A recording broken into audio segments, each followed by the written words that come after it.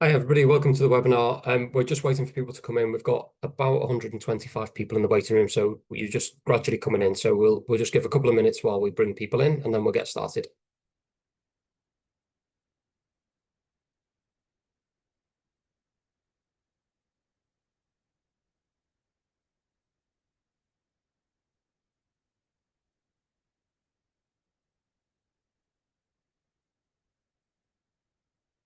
Hi everybody. So for those of you just joining, we're just waiting to bring people into the webinar from the waiting room. So we'll get started in a minute or two.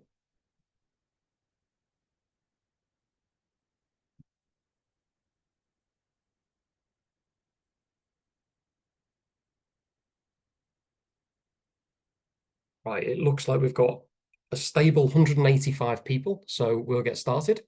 Welcome everybody to this webinar where we're going to be talking about some of the research the Prostate Cancer UK funds. Um, um, just so that everybody's aware, the webinar is being recorded, but as a guest in the webinar, you won't be seen or heard, so hopefully that's okay. I'm Matthew Hobbs. I'm the Director of Research at Prostate Cancer UK, and I'm hosting. So I'll be introducing our guest speakers, and then at the end, we've got a question and answer session where we'll be answering some of your questions that you've submitted throughout the webinar. And so just a note on that, to submit a question, there should be a Q&A box on your screen somewhere. If you write your question in there, we'll collect all the questions and try to answer as many of them as possible at the end. So I've got a team of helpers who is magically providing me with the questions at the end. So please do submit them, and feel free to submit those questions as we go through the webinar. It won't distract us, and it will save us having that awkward moment at the end where I have to come up with a question on the hoof. Please don't share any personal health information in that Q&A box. It will be seen by various members of Prostate Cancer UK staff. If you do need to discuss or want to discuss anything about your prostate cancer, your own prostate cancer condition and journey, I would advise getting in touch with our specialist nurses, and we've provided some information about how to do that in the chat. Obviously, tonight we will be talking about prostate cancer, and we will be talking about people's real life experience of prostate cancer. So just a warning, I guess, that we will be covering some sensitive topics.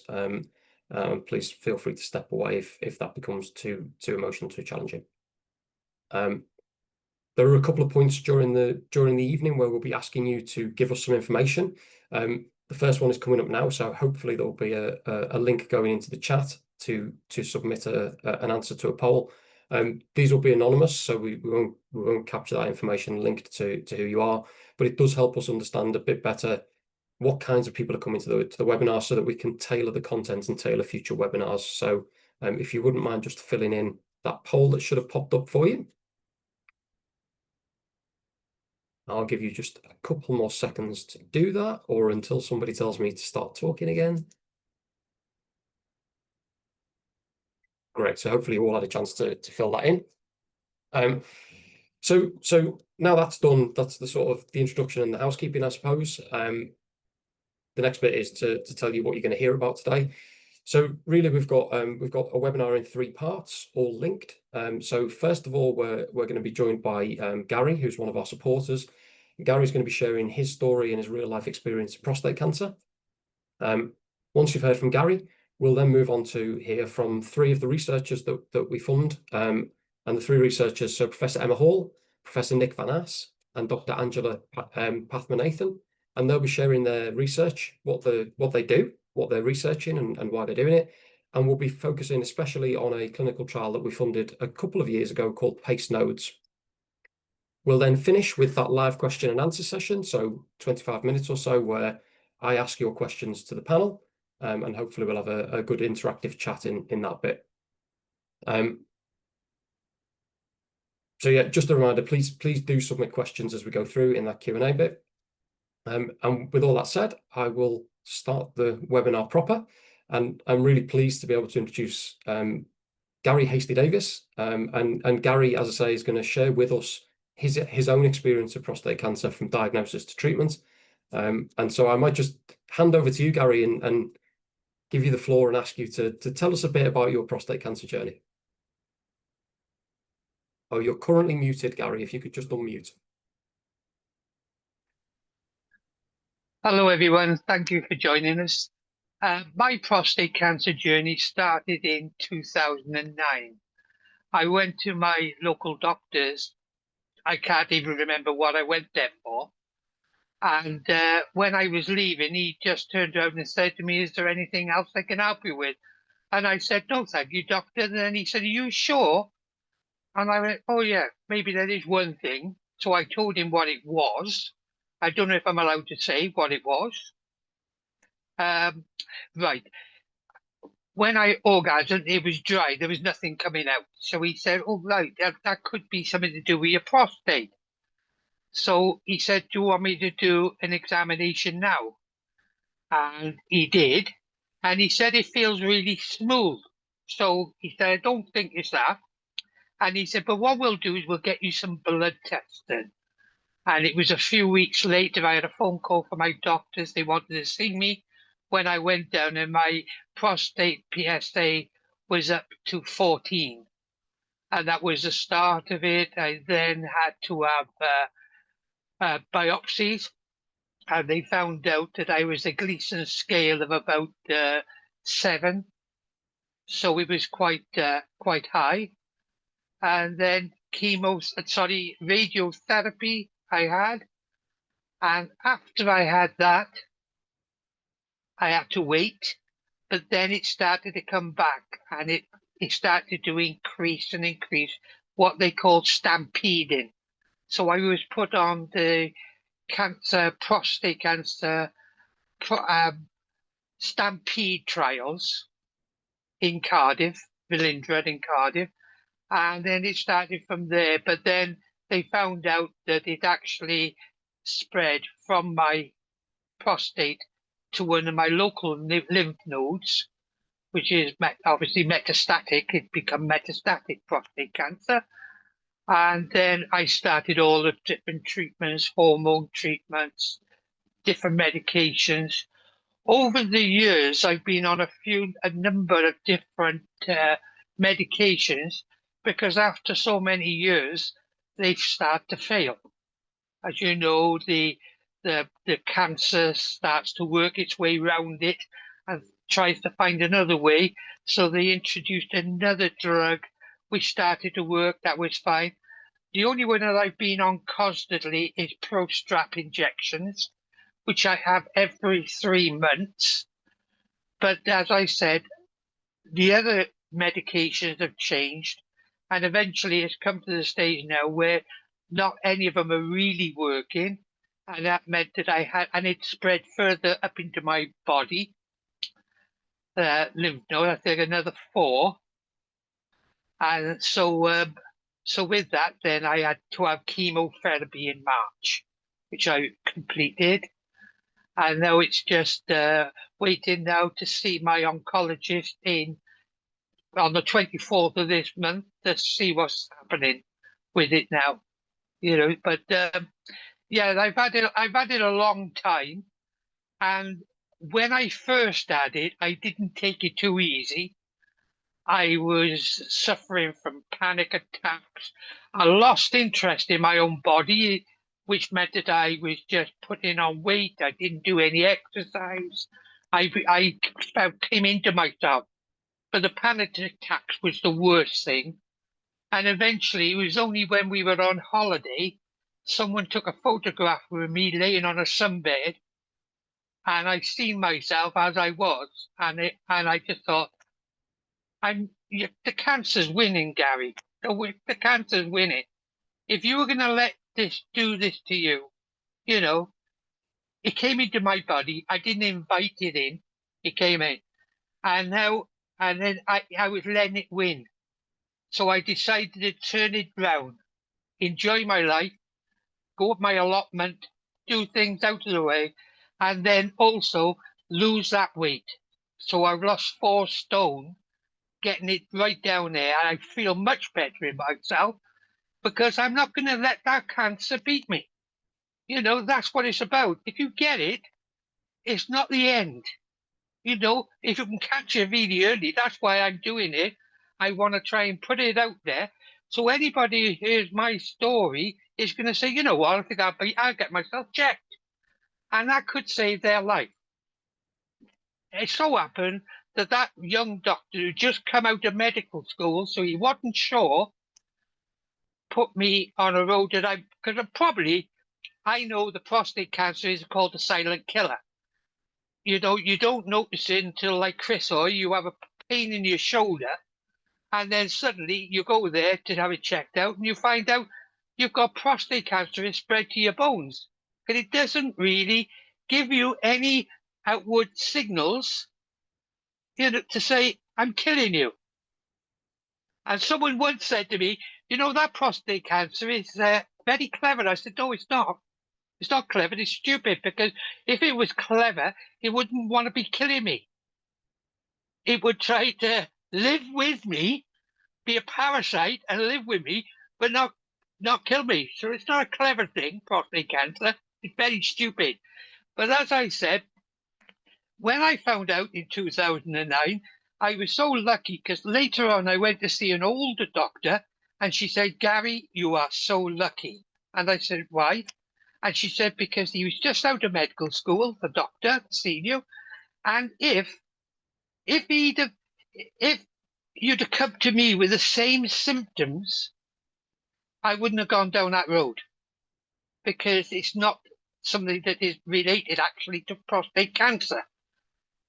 And as I said, I've also been doing recently the finger up the bum part, and my story emphasizes that the finger up the bum is not a very good, because my prostate was really smooth, no lumps or bumps. And yet when I had my blood test, which is the one that found it, that was the one that said I had an elevated PSA level. And that started me on my trip, my road trip, you know, prostate cancer. And if it wasn't for that young doctor, I wouldn't be here now. I know I wouldn't have been here, because I've never, ever had any symptoms like going to the toilets more often. Nothing at all. I feel really good in myself, apart from when I put all that weight on. You know, I was making myself ill, and it was nothing to do with the prostate cancer. It was me that was making myself ill. So, but I stopped that now. And now I feel I go on holiday. I do things I want to do. I go at my allotment, enjoying that, digging and things like that. And I feel like anybody else. But I do know that I've got something in me that is trying to kill me. And, you know, hopefully there will be something that will knock you back even more. Because I'm 69, not 79, 69. And, you know, but I feel young. I don't feel 69. I feel young. And I've got plenty of holidays, hopefully, in me, you know, abroad. And so I do everything I can to be like an advocate for prostate cancer, because I want people to understand that you can be doing whatever you do and you're not going to know. And the only way you're going to find out is by going to your doctors and saying, Doctor, can you please give me a PSA test? I want to know if I'm all right with prostate cancer. And you won't find out any other way. Finger up the bum is not the way to go, because it can be smooth. The only way you can tell by blood test, it's in the blood test, the antigens, and that's the only way. But yeah, my journey's been a long journey, and I've learned a lot. I was once on the Prostate Cancer UK Prostate Cancer Committee in Cardiff, helping people. But that, to be honest, I did get a bit too much, because it was cancer, cancer, cancer, cancer all the time, and I stopped it because I wanted to live my life and get away from the actual. You know, it's all right for you, doctor, because you're a doctor. That's what you do. But I'm not a doctor. I'm just an ordinary person who wants to get on with my life, you know. And so I stopped that. But can I just mention one person, because a lot of people don't know it. His name was Keith Cass, right? And he done a lot for prostate cancer. He got an OBE for working with prostate cancer, and he was called Red Sox. And he done everything. He actually sold tickets to his own funeral, because he eventually died with prostate cancer. And he made £500,000 to go towards prostate cancer research with his own funeral. He sold tickets to his own funeral, and people bought tickets, and it worked out. He made a lot of money. But there we are. Keith Cass, God bless him, he's gone now. Lovely man. But as I said, I don't know. I'm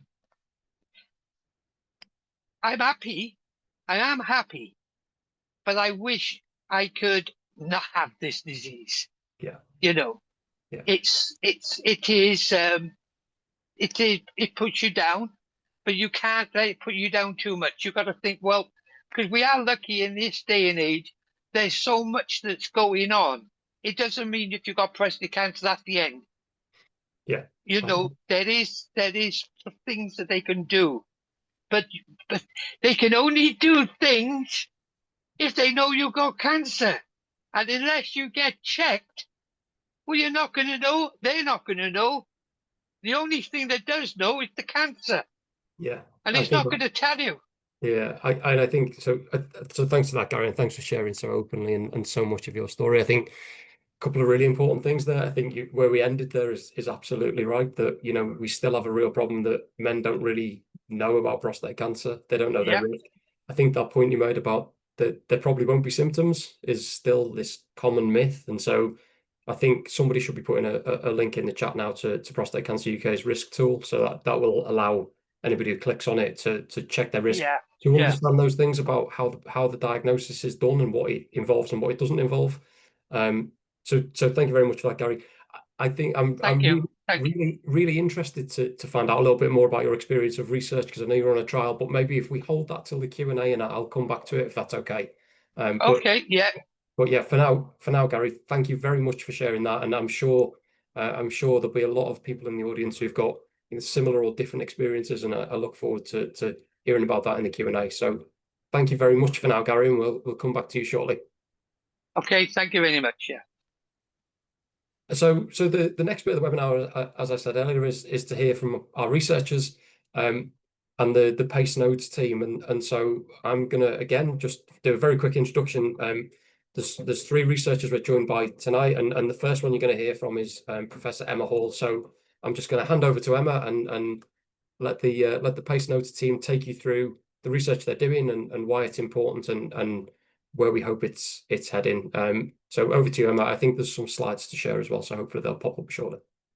Thank you, Matt. Let me just see if I can share these slides. Perhaps if somebody could just let me know that that's worked. Let's try and get it on the slideshow. There we go. Is that working properly? That's there, yeah. Perfect. Thank you, Matt. And thank you, Gary. Really nice to hear your story. And it's part of what, as a researcher, so I'm not a medical doctor, I'm not a clinician. And every now and again, hearing the patient journey really just reminds me why I do what I do. So we've heard about Gary. I just wanted to start off perhaps with tell you a little bit about me. So Prostate Cancer UK funds lots of different researchers. And as I said, I'm not a clinician, but I do work in clinical trials. So my background is in maths and statistics. That's what I started off doing at university. I then ventured into a bit of epidemiology, so the study of risk factors for diseases and why some people get some cancers and some people don't, and how you can try and reduce your risk. And then for about 25 years now, I've been working at the Institute of Cancer Research, Clinical Trials and Statistics Unit. So I've been there a long time. I've had a fantastic journey, and I've worked on lots of different trials. And I'm now the director of that clinical trials unit. So what is a clinical trials unit? Well, there's a network of clinical trials units across the UK. We are multidisciplinary, so we have lots of different people working there. We run academic clinical trials, so they might be funded by people like Prostate Cancer UK or other charities or Department of Health type organisations. And we have a group of people who, there might be some research methodologists and statisticians, people who are specialists in running clinical trials, so sort of operations type people, and people that excel in handling data, so data managers or data scientists. So that's ICR-CTSU, and as I said, there are a number of clinical trials units up and down the country engaged in cancer clinical trials research. So Gary mentioned that he was on a clinical trial, and I wanted to just start off by telling you a little bit about what a clinical trial is. So it's a medical research project, but it's not done in a lab. It's not done necessarily on cells. It's done on people. So people like you might be diagnosed with a disease and might be invited to take part in a clinical trial. So there's different questions that a clinical trial asks. So it might be looking to identify safe and promising treatments. We might be looking to test if those treatments really work. We might want to test if the treatments work better than the current standard treatment. Ultimately, we're doing clinical trials to try and influence clinical practice. So my role in that as a statistician, so as I've said, clinical trials are fantastic examples of team science. So researchers with lots of different skills working together to develop and deliver high quality research. And as a statistician, I'm involved in the trial design, the ongoing monitoring of that trial as it's happening, checking that everything's going to plan, and then the analysis of the data that we collect from all of the patients that have kindly gone into the study. And my role as the statistician is to try and find an unbiased and precise estimate of a treatment effect, so how well that treatment works. And what I want to do is to provide the evidence to support practice change. So the first step in that journey of a clinical trial is getting the question right. So I might talk to the doctors who are interested in running the clinical trial, and we talk to patients who might be affected. And the first question is, well, what is the problem we are trying to solve? What matters to patients? What's important for the NHS? And if we've got that question, how does answering that question help us get towards patient benefit? And I'm particularly interested in the methods that we use to do that. So will the methods that we choose to answer that question give us a really clear answer? So as I've said, I've worked in clinical trials for a number of years, and my particular area of interest is clinical trials that test new radiotherapy treatments. And I'm looking to improve the lives of cancer patients. So most of my trials have been sort of towards the end of that question journey, in that testing whether a treatment is better than the standard of care. So the trial that we're going to talk about a little bit later, and Nick and Angela will tell you a little bit about this, is called PACE nodes. And the question there is, does treating the pelvic nodes, so the lymph nodes in the pelvis, in addition to treating the prostate with radiotherapy, improve outcomes? I'm not going to go into more detail here. Angela will tell you a little bit more about it. What I do want to do is to just sort of take a step back. So I've said I'm interested in trials really at the sort of towards the end of this sort of flow chart that you can see there. So testing if treatments work better than the current standard. And that's called a phase 3 trial. Stampede, that Gary mentioned, is another example of a phase 3 trial. The other important thing to note about these sorts, particularly phase 3 trials, is that they're randomised. So they're called phase 3 randomised trials. So when we don't know which treatment is best, so whether the new treatment is better than the current standard, we need a fair and unbiased comparison of the two treatments. And we do that by allocating the study participants, or patients usually, to one of those treatments at random. So we start off with a group of men. If we let the patients or doctors choose the treatments, it may be that they've got preconceived ideas of which treatments might work best for which people. And if we do this, at the end, we may see that one group may do better, but we won't know whether that's because the treatment has differed or because the people are different.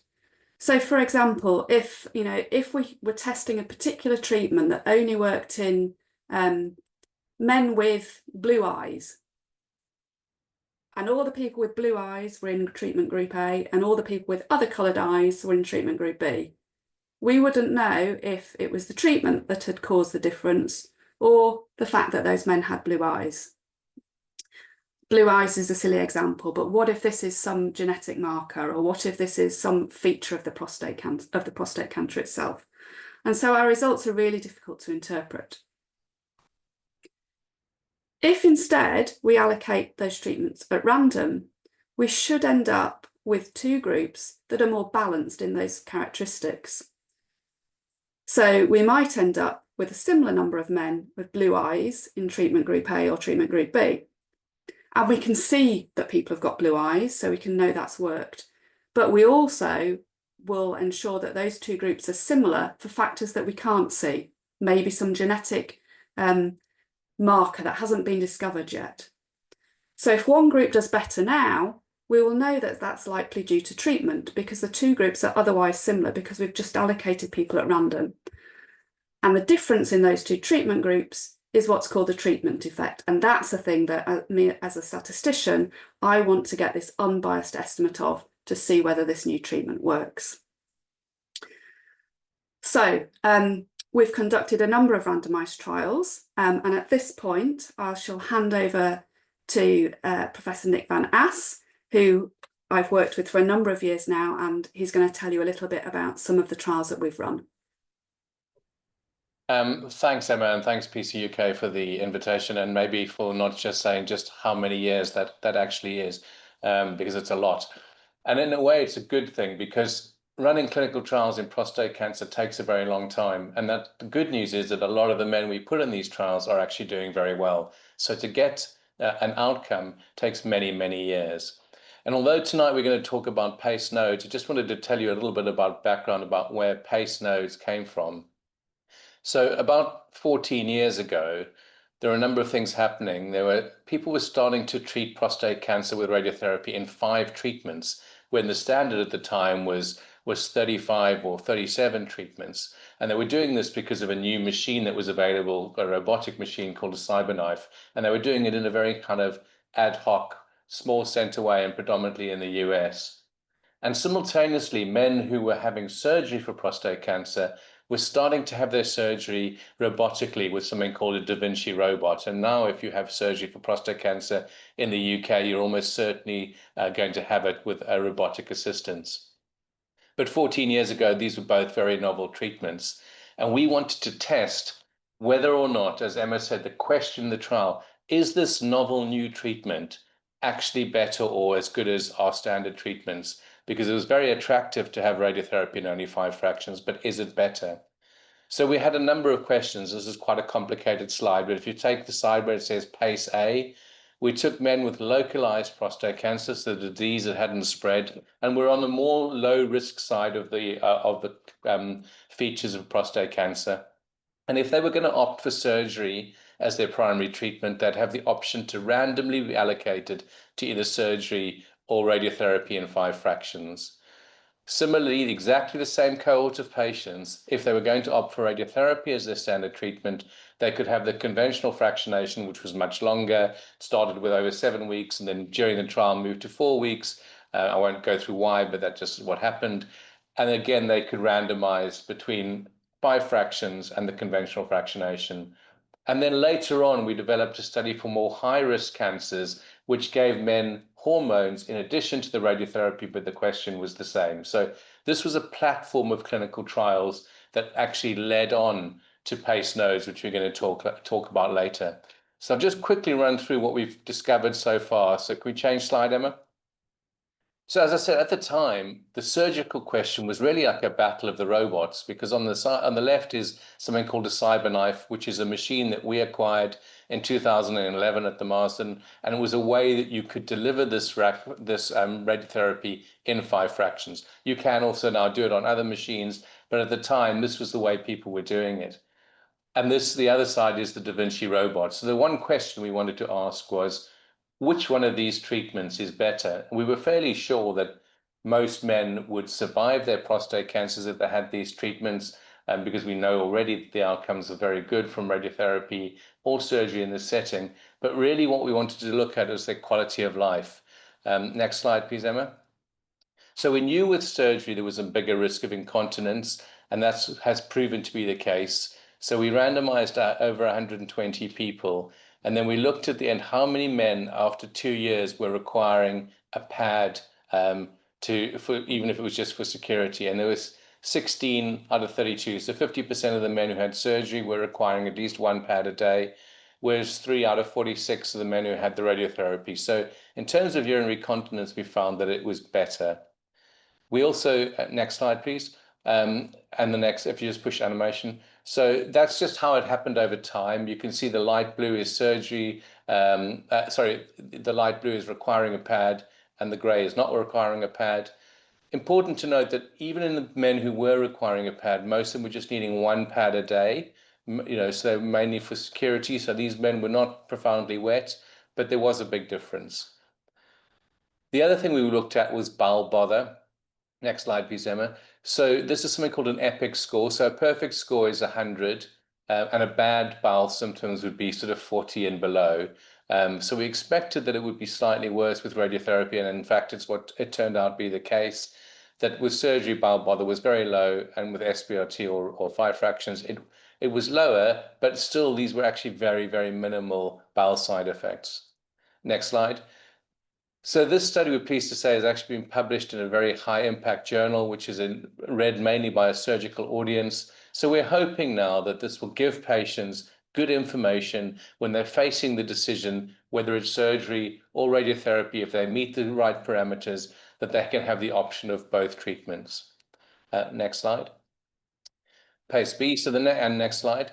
So this was a much, much bigger trial, and this was looking at whether standard fractionation radiotherapy, which started, I said, over 7.5 weeks, but then moved to 4 weeks, and another study that Emma was very much involved in leading that showed 4 weeks to be the standard of care, and men could randomize between the two. And it's something called a non-inferiority study. So we were trying to see whether SBRT or 5 fractions was non-inferior to the standard treatment, because if it was, then it's a kind of no-brainer. You'd have your radiotherapy in 5 fractions rather than 4 weeks. The next slide.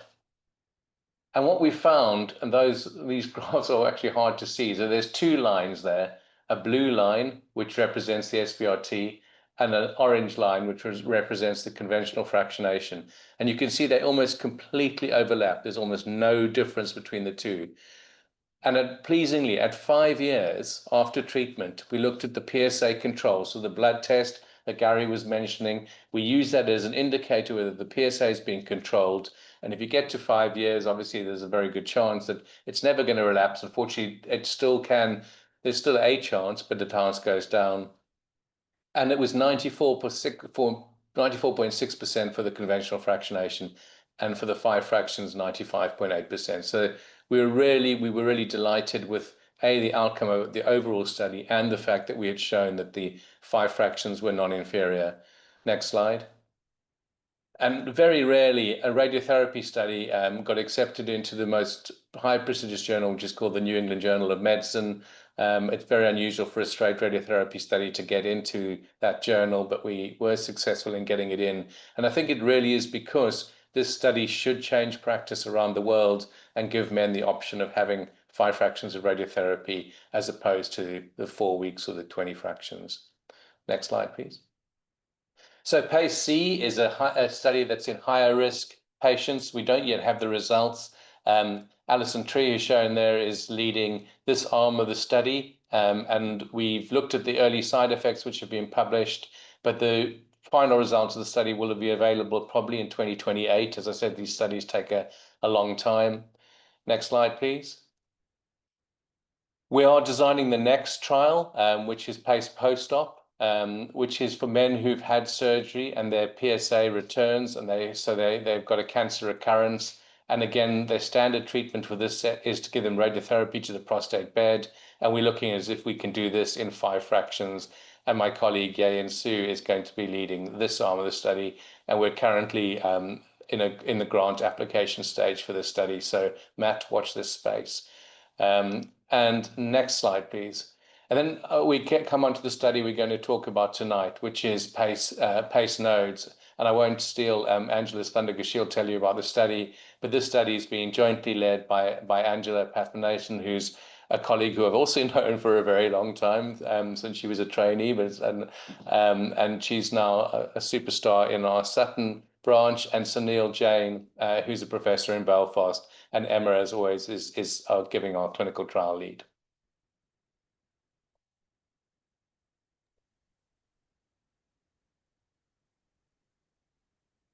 So good evening, everyone, and thank you very much to PC UK for inviting me to speak today. So my name is Angela Pathmanathan. Thank you, Nick. A lovely introduction there. So together with Professor Sunil Jain, based in Belfast, I'm one of the clinical leads for the PACE Nodes trial. And essentially, this is a trial which has now recruited 1,128 patients. And as you've heard already, we're asking a particular question, but all patients going in the study have at least 12 months of hormone treatment. Now, Gary earlier on mentioned this drug Prostate, which is a special type of implant which deprives your body of testosterone. And essentially, all of our patients get that treatment. And all of our patients in this study get 5 visits, or we call them fractions of radiotherapy. So the two groups which we're comparing between, which you've heard about, first of all, patients who will get 5 treatments to just the prostate. And Emma earlier on explained how we do that randomization to make sure that's fair and unbiased. So half the patients will be allocated to treatment to just the prostate, and the other half of the patients will get treatment to the prostate and what we call the lymph nodes, which are nearby. So those are the two groups of patients and the two types of treatment that our patients can get when they take part in the PACE Nodes trial. Just next slide, thank you. So which group of patients is included here? So Professor Van Ass has taken you through the history of sort of some of the PACE trials and some of the better types of cancers, but actually specifically for PACE Nodes, we wanted to focus on the group of patients where the cancer doesn't do so well in the longer term. So patients where perhaps the cancers behave in a bit more of an aggressive way, which means it's more likely to return in the future. That was what we wanted to do for the focus of our trial. So the patients all our patients will have a certain number of tests. The first one, which a lot of you will be familiar with, is the PSA blood test you've already heard a bit about today. And the patients in this study can have a PSA of over 20. The next test that all of our patients will have is something called an MRI scan, which is essentially the very noisy scan which involves magnets, which allows us to have a look at the prostate cancer in a bit more detail. And patients taking part in this study can have something called a locally advanced prostate cancer. Now, what is that? I've taken some pictures here from the PC UK website, but we're looking at cancers of the prostate, which are still in the prostate area, and they haven't spread anywhere else at all. So they've not gone to the lymph glands yet. They've not gone and spread to other parts of the body to create what we call metastases. But they may look, as I say, a little bit worse where the prostate is. So they're not the sort of cancer which is bang splat in the middle of the prostate. They could be the type which is right at the edge, starting to break through the covering of the prostate, or it might start to go into what we call the seminal vesicles. Those are the little, what we call the bunny ears, which are just on top of the prostate, or they may have started to spread to the immediate surrounding area, but they haven't gone elsewhere at all. The final thing which we look at when we're trying to look at which patients to include is biopsies. And again, Gary mentioned earlier on about the Gleason score. And essentially, that's just some information that we get when someone has had biopsies and they're looked at under a microscope. So a special doctor called a histopathologist has a look at the biopsies under a microscope. And we need to get some idea of how that cancer is on a general spectrum. There are some cancers, such as Gleason 6 cancers, which don't necessarily need treatment. And some of the patients who have joined today may be on something called active surveillance. There are some of the intermediate or middle type cancers, which may either be monitored or get some treatments. And those are the sort of patients which may have been treated in the PACE-B trial that you heard about a bit earlier on. But as I mentioned already, the type of patients we're looking in this study are the ones which have the slightly more aggressive cancers, so Gleason 8 to 10 when it's looked at under a microscope. So the patients who were included in part of the study could just have one or more of these. So either a PSA of more than 20, either this locally advanced cancer, or a Gleason score of 8 to 10. But in addition, all of the patients will have another type of scan, something called a staging scan. And those are the scans which give us a bit more information about whether the cancer has spread elsewhere or not. Now, there are lots of different scans which can be done, and across the UK, different centres may use different types of scans. So, for example, the black and white one here is something called a bone scan. The one on the right-hand side is something called a PET-CT scan. Both of these scans involve a special type of injection which is given to patients. And again, the reason is to try and see if the cancer has spread elsewhere. But the important thing about the study is that all the patients who have taken part mustn't have cancer which has spread beyond the prostate gland.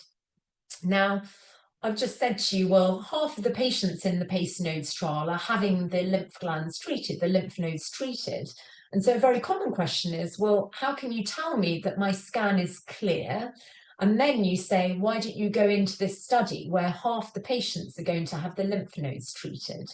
And the reason for this is that we know that this group of patients that we're looking at here, this higher risk group of patients, even though the scan may be clear, there may still be some stray cancer cells, or what we call microscopic disease, which has gone to the nearby lymph glands.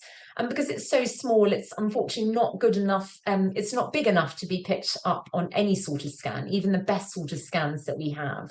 So that's why we say, well, even if your scan is negative, if you've got these features, you're at much higher risk of having these cancer cells elsewhere. And that's the question which we're asking as part of the study.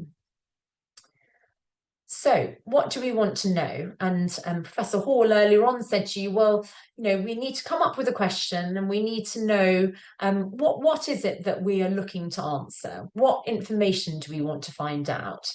And as part of the PACE nodes trial, there are two main things that we are looking at. So the first thing we're looking at is the additional treatment to these lymph nodes in the 50% of the patients that are getting that extra treatment, is it going to be more effective? And the second question that we're looking at is the treatment actually safe? So in terms of the first one, so is the additional treatment more effective? Well, what we do is we're obviously monitoring all the patients who take part to check to see if the cancer returns. Now, you've already heard from Professor Van As that this takes place over a long period of time. So we monitor our patients very carefully, using a combination of really PSA and making sure that there aren't any worrying symptoms they may have. And if there's a particular reason, normally because we're worried about the PSA, then patients will go on to have some scans to see if the cancer has returned or not. So that's the main thing which we're looking at is the additional treatment more effective? We're trying to compare these two groups. So when patients have more treatment, so when we treat the lymph glands, even though they look negative on the scans, does it mean that their cancer is less likely to return? That's one of the main questions which we're looking at as part of the study. But also important is there's no point in giving treatment to our patients if you're going to be left with debilitating side effects. And some of you may be aware that when we give radiotherapy, although treatment is much more accurate than it used to be, and radiotherapy is a very safe and effective treatment, we know that there are some side effects which patients will be affected by. And the main things which we look at in these prostate radiotherapy studies is what your bowel symptoms are doing, how your urine symptoms are doing, and also we look at the impact on the erection. And there are two ways in which we can do this. So the first way is looking at the clinically reported ones. So that's when someone has an appointment, we're checking to see not only how they are, but also what sort of side effects they have.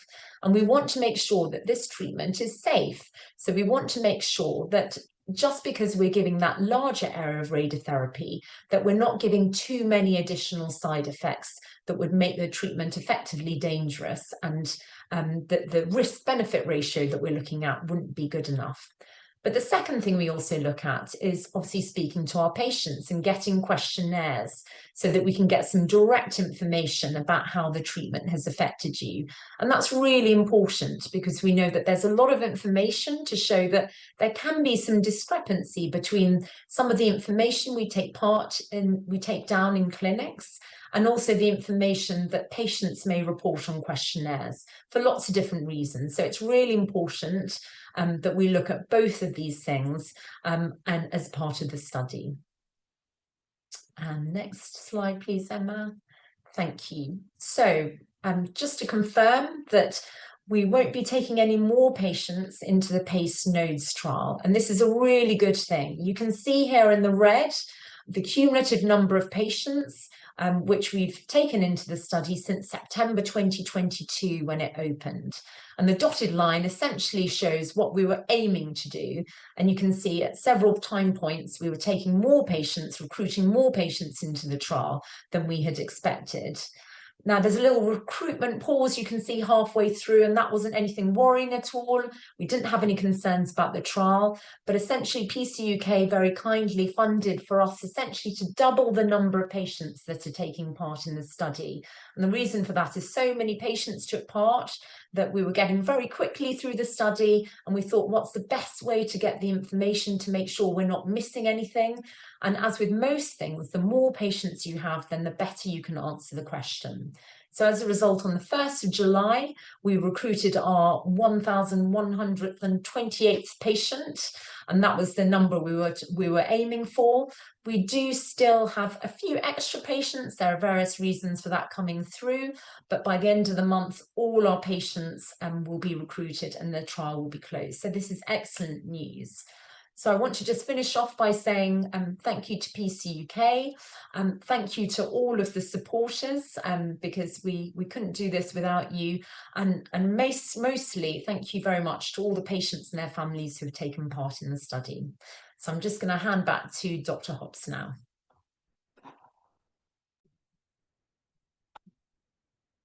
Thanks, Angela, and thanks, Nick and Emma as well. I think that was a really nice overview of PACE nodes and also where it sits in terms of the other trials that you're involved in and how you're pushing forward radiotherapy to make a difference for men.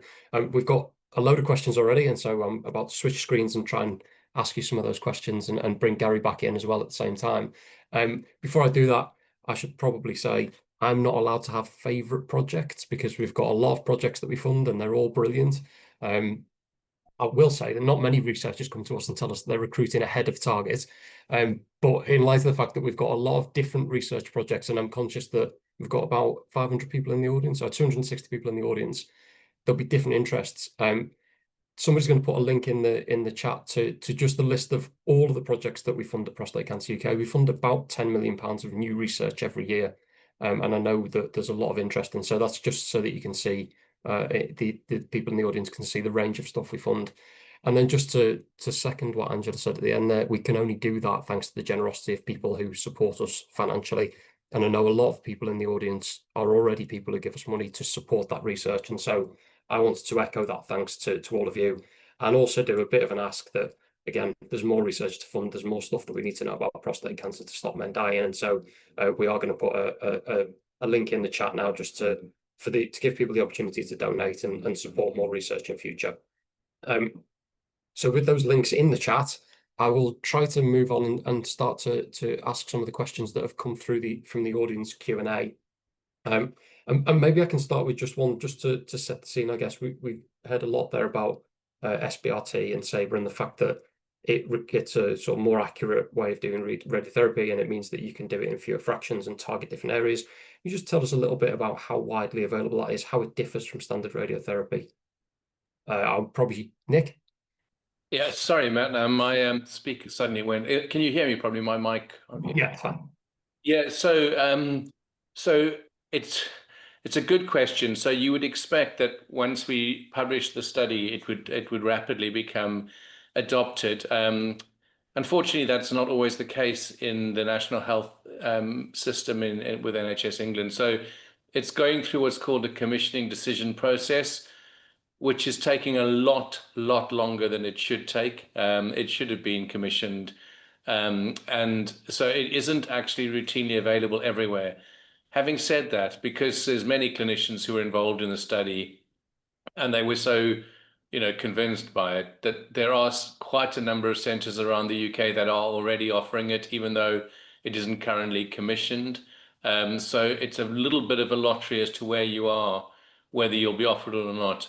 But it won't be, I don't think, that much longer before it will be routinely available around the country for the appropriate patient. It's not yet for everyone. You do need to meet certain eligibility criteria to be suitable for it. And yeah, thanks for that, Nick. And I guess the more evidence base we can generate through good clinical trials that show the need for that investment, the stronger that case is, and hopefully the more we can accelerate moving away from that lottery. Because that links to another question, which is the question on everybody's lips, I think, and the $1 million question for us is, how long does it take to go from the end of the trial, or from where you are now, I guess, with the last patient I recruited, to potentially making this a standard way that men can benefit from to treat prostate cancer for those men? Who's going to take that one? Emma, do you want to take that one, or shall I? Yeah, so we generally have designed the studies with what's called a 5-year primary outcome. So, which basically means you need to wait until 5 years after the last patient has recruited before you can answer the question. It isn't always quite that simple, and Emma will be able to explain this better than I will, because sometimes if you don't have enough events, not enough people have actually had the bad outcome which you're looking for, then it can take even longer. So, these studies do take a long time. And as I said, with prostate cancer, that's good news, because if you were treating pancreatic cancer, your event rate happens very quickly. Most people will relapse with their cancers, within months or a year or two after their primary treatment. And so you study results happen a lot sooner. But with prostate cancer, a large proportion of the men are doing extremely well. And therefore, it takes us a long time to see whether one of the treatments we're testing is actually better than the other.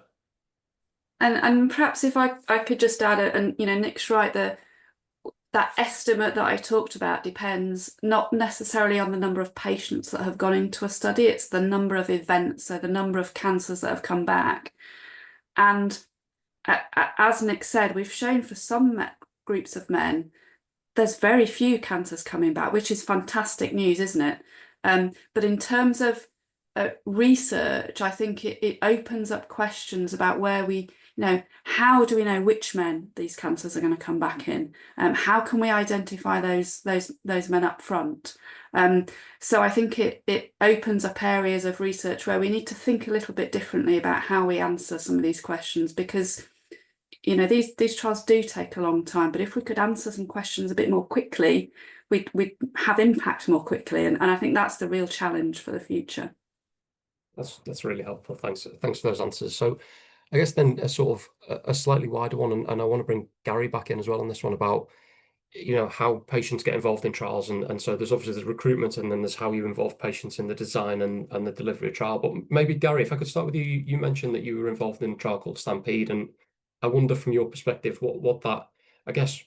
what triggered you to want to be involved in that, and what was the process like in getting involved in a trial? Oh, you're on mute again, Gary, sorry.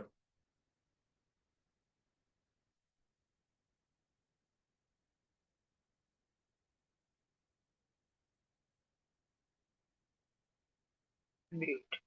That's it. I got it. Oh, yeah. Yeah. Okay. Can you hear me? Right. So what it was with me, after I had my radiotherapy, there was a wait, and then it started to creep up. As I say, it started to stampede. First of all, it was one level, and then it started to double, triple, and it started to get higher and higher. So I didn't have much say in it. They said about me going on the Stampede trials. So, of course, I agreed with it. And then I believe at the time, I didn't know whether I was being treated or not. It was sort of like, I earlier on, they were saying that people maybe don't know if they're being treated to make it fair. to get a good results. And I didn't know, and then and that's why I went on the Stampede trial, because actually my prostate readings were just going doubling, tripling, and going up very faster and faster. So they knew that I needed to do something. So that's why I was put on the trials. That's great. Thank you, Gary. And so then I guess maybe I can hand this one to Angela, that Nick and Emma have answered one already, but just can you talk us through how you're recruiting patients, the experience of recruiting patients into the PACE Notes trial, and how that's gone? Obviously well, given the rate that you've done it at. Yeah, that's right. And just sorry, just to add though briefly about patient inclusion in trials, that actually when we are doing the long process of setting up a trial, we include patients as part of that as well. So we have patient representatives, and that's also really important. You know, we're not saying that it should just be a group of clinicians and people working in hospitals who are asking the question and putting these complex trials together. It's really important to have patients involved. And then going back to your question, yes, we've been incredibly lucky with the study that we recruited, much quicker than we thought we would do. I think part of that is because actually the results from the PACE-B trial, so that was looking at the 5-fraction SBRT arm in slightly better types of cancer, that came out, and obviously then people were much more aware.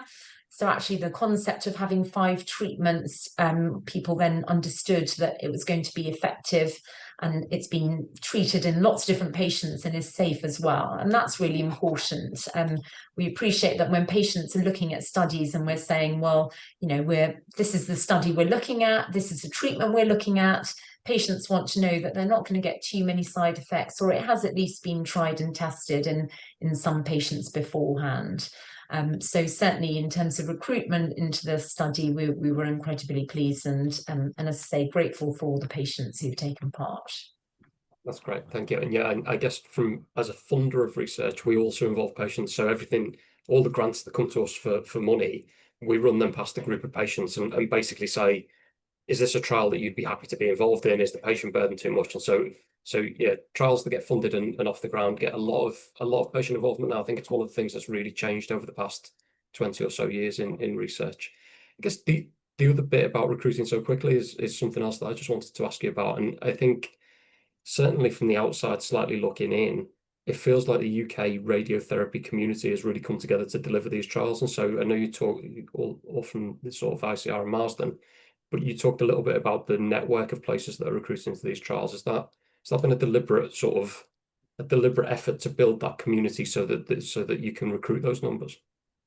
Yes, that's right. And we are very lucky. I think lots of people said before, I'm obviously biased, that UK run radiotherapy trials very well indeed, and we get some excellent data from these studies, which are, which changes practice. Now, as part of the PACE Nodes trial, we had 42 UK sites involved.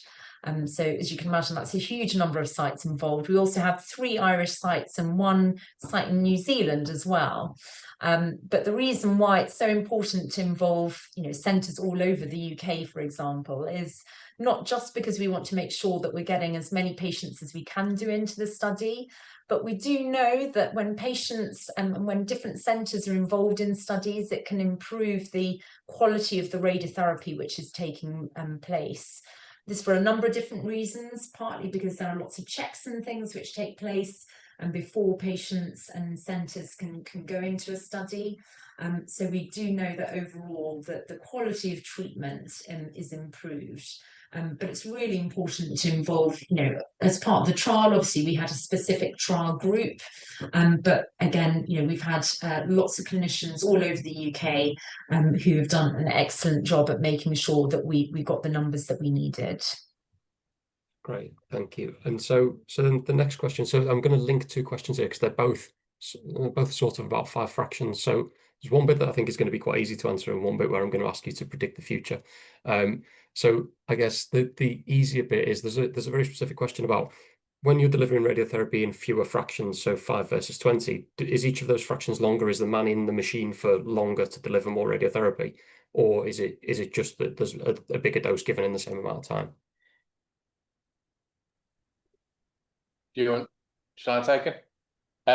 Yeah, so it's actually, generally, it does take longer to deliver. You're delivering a significantly bigger dose, although with modern linacs, they can actually be done very quickly. It's slightly dependent on the machine you are on. So some machines take longer. CyberKnife is slower, but it's very precise. MR-Linac is slower. Standard Linac is still a little slower than delivering a smaller dose, but you're talking about 2 to 3 minutes versus 5 to 7 minutes. It's not a very long treatment. That's great, and yeah, I guess the benefit of only having to come 5 times instead of 20 is potentially really big. And then the slightly harder bit of that question about number of fractions is there's a couple of people in the audience who want to know where you think we're heading. Is 5 as low as we'll go, or is there a plan to take it lower? Yeah, it's a very good question. So years ago, I thought, and some of my other colleagues thought, we would get down to 1 fraction, and we actually did planning studies showing you could deliver it, but not actually giving it to real patients. There has been quite a lot of work on brachytherapy, which is radioactive implants into the prostate, which is another way of delivering a very high dose, which has compared 2 fractions or 1 fraction, or 2 treatments and 1 treatment, and actually the 1 treatments did not do very well. And so we generally think it probably won't get down to 1. There are some pockets in the world, Portugal, parts of Italy, they are delivering 1 fraction. I wouldn't agree with that. I don't think there's evidence to support it. But Alison, who I flicked up on, who led the PACE-C trial, is also leading a study called Hermes, which is comparing 5 versus 2 fractions. And it's a relatively small study, but the early results are actually very encouraging. And there are centers in Canada who are also looking at giving 2 fractions. So I don't know whether we've hit the sweet spot at 5 and whether 2 will be the best, but it's going to be somewhere in that range. And I don't think, it's not as big a difference coming twice versus 5 times as it is coming 5 versus 20 or 37 times. So, so we probably will end up somewhere between 5 and 2, I think. But I don't think we will go down to 1. Fantastic. Thank you very much. There's a lot of, I know you talked about, and I think this is partly linked to the next set of trials, so post-op potentially, but and I guess the whole point of PACE nodes is to reduce the number of men who suffer recurrence and then need another treatment. But there's a lot of questions in the Q&A around recurrence and what treatment options are available and how that looks. So I guess not really a question specifically about PACE nodes, but could you just talk a little bit about the use of radiotherapy in that recurrence setting, how it's done, what it's appropriate for, what men might get? Angela, you going to take it, or? Yeah, I can take. So, thank you, and it's an excellent question. I think if the prostate cancer has returned, I think the issue is that it can return in different places, and that is really what will define the type of treatment that can be given again. So I mentioned earlier on, if we're worried about the PSA, then the patient will have a particular scan, and then whether they have radiotherapy or not will really depend on what we pick up. So in general, what we say is if the cancer has returned in a particular area that we can target with radiotherapy, then yes, that's a possibility. We don't usually, not never, but we don't usually treat the prostate again. But for example, if the cancer returned in some lymph glands nearby that hadn't yet been treated with radiotherapy, we could give radiotherapy there. Sometimes prostate cancer can spread to the bone area. And again, if that was just a localized area, so not more widespread, then we could give some radiotherapy there. Unfortunately, sometimes cancer does return to several areas in the body. And at that stage, rather than being able to target all those different areas, what we would say is the main thing is going to be something called systemic treatment. And essentially, that's a type of treatment that's going to go everywhere in the body, such as the hormone treatment we talked about earlier on, or sometimes some additional tablets, that sort of treatment. So it's very much about where has the cancer returned, how widespread is the disease, and then we'll make a decision on what sort of treatment will be best for our patients. Fantastic, thank you. I think we've probably got time for maybe 2 more questions. So I'm going to ask, I guess you might all want to weigh in on this, but the question is, we talked very briefly about pancreatic cancer earlier and the fact that there's a faster event rate, and so it's much quicker to run trials. But there's a general question about what we have learned from other cancers and what we might be able to learn from other cancers, or whether prostate cancer is ahead of the game in certain areas, and there's stuff that other cancers are learning from prostate. Shall I take it? Yeah, we have learned, we do always learn from other cancers. So prostate cancer and breast cancer have quite a lot of similarities. They're both glandular cancers. So they come from the breast is a gland, the prostate is a gland, and therefore called adenocarcinomas. They often both have response to hormonal treatments. So estrogen-related treatments in breast cancer and testosterone suppression in prostate cancer. They also have a very similar way they respond to radiation. So similarly that we've done in prostate cancer, our breast cancer colleagues have demonstrated that you can also treat breast cancer in many settings in far reduced number of treatments, down to 5. So there is a lot that we have learned from each other across breast and prostate. And we're beginning to learn at a more biological and other things. So there are now AI algorithms, advanced artificial intelligence algorithms, and genetic predictors based on genetic assays that are hopefully going to help us answer some of the things that Emma mentioned about predicting the men who are more likely to relapse. Because if we can predict those at the start, then potentially we can tailor the treatments differently. And equally, if a man has a really low risk of relapse, maybe avoid treatment or de-escalate treatment. So I think that's probably the most exciting thing for me that's on the horizon for research in the next 10 years is how we take the primary biology that and this has happened in other cancers, to see that we can adapt the way we design trials in prostate cancer.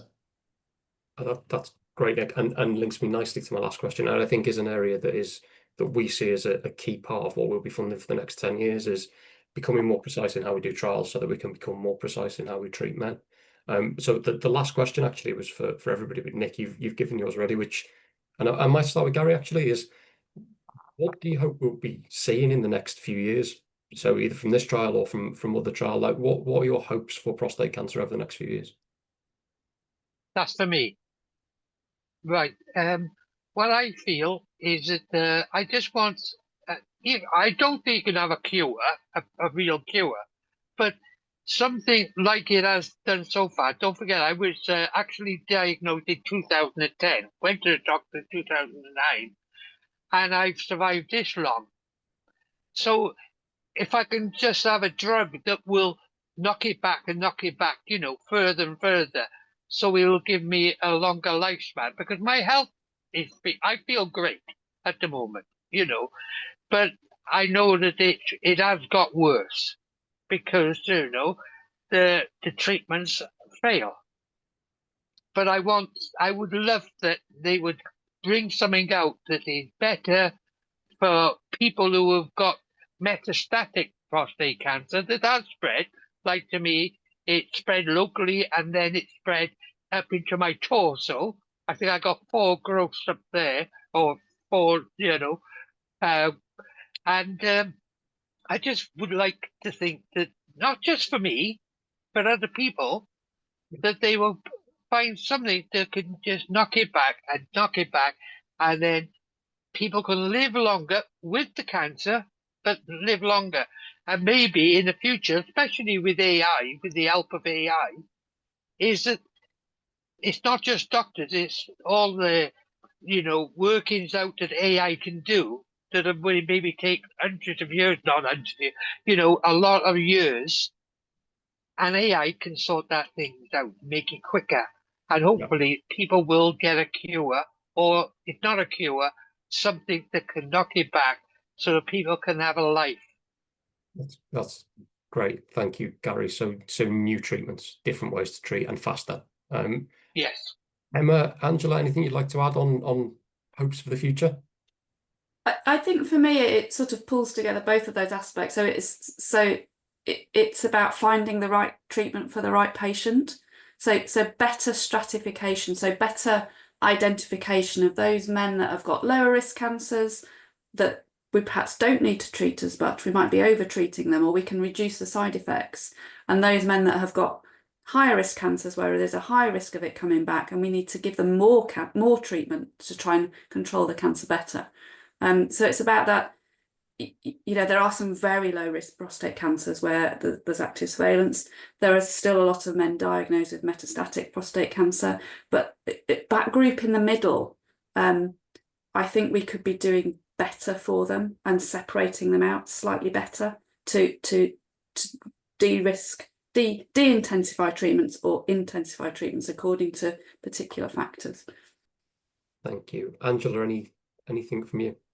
Well, actually, I was going to say exactly what Professor Hall just said. So, we talk about sort of patient individualized treatment. So rather than having this sort of one size fits all, there are certain things that we can look at, whether it's blood tests or imaging, that can be what we call predictive. And I think, ultimately in the future, it will be that rather than having very set types of treatment, that we can tailor that according to someone's cancer. I think that's going to be really important. And then the other thing is actually looking at the sort of patients that we've talked about today. So we already know we do so well with the patients with the better types of prostate cancer. But it would be really good to focus on the ones where, perhaps the cancer doesn't do so well in the longer term, and how we can help decide what to do for them right from the start. So whether it's the type of imaging they get right at the beginning, to the sort of treatment they get. And we know a lot of the treatments we give now that we used to give, perhaps when cancer had returned and was growing quite fast, and no longer responding to the hormone treatment we talked about. We know there are certain other types of treatment that we're now giving a lot earlier. So I think it's also going to be about, essentially the schedule of things. Which treatments do we give and when, to give the best possible outcome for our patients, and to improve quality of life and, try and delay the chance for cancer causing a problem. Fantastic. Thank you all very much for that. And I think a nice place to end. There's a lot of promise, but we've still got a lot of work to do. And so thank you all very much. And so that is bringing us towards the end of the webinar. I'd like to just finish by formally thanking all of the panelists. So Gary, for sharing your story and giving us the patient perspective, which I think is really important. Emma, Nick and Angela for not only joining us tonight, giving up your evenings and joining us to tell us about the research that's happening, but also for running those trials that are going to give us those better treatments and give men those better treatments. So thank you very much. To all the attendees, I'll just draw your attention back to that link that Serena put in the chat earlier, where you can help to support us to fund more of that research. And then the final thing to say is we've got two things actually. The next of these webinars will be on the 7th of October. And again, there should be some more details in the chat. So feel free to sign up to that and come and find out a bit more about the research we're funding, about different research. Finally, I think we're going to ask you another poll question. So just to get a bit of feedback instantly about how you found tonight's webinar. And again, that will remain anonymous. We'll use it to make sure that future webinars are interesting and good and that we respond to that feedback. While you're filling that in, I will say sorry to all of those of you whose questions we didn't manage to get to.